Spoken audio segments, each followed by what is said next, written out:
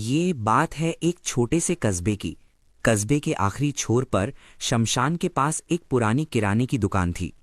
दिन में वो दुकान आम लगती थी, लेकिन शाम ढलते ही वहां अजीब सी खामोशी छा जाती। दुकान चलाने वाली औरत हमेशा काले कपड़े, चेहरे पर कोई भाव नहीं, और आवाज इतनी धीमी कि जैसे हवा बोल रही हो। लोग उसे बस दुकान वाली कहते थे।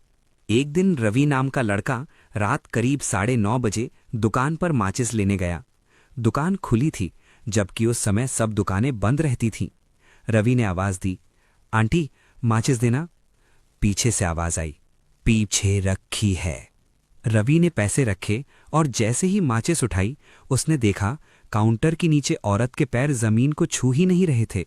रवि डर के मारे भाग गया। अगले दिन पूरे कस्बे में चर्चा फैल गई।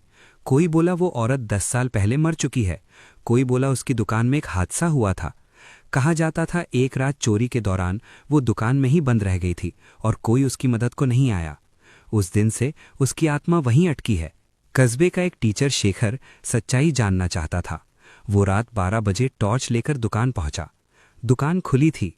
अंदर घुसते ही दरवाजा अपने आप बंद हो गया, धड़ाम। पीछे से वही आवाज आई, अब तुम भी ग्राहक हो। शेखर ने देखा दुकान की दीवारों पर लोगों की पुरानी तस्वीरें लगी थीं और उन सबकी आंखें काली थीं। अचानक दुकान वाली औरत सामने आ गई।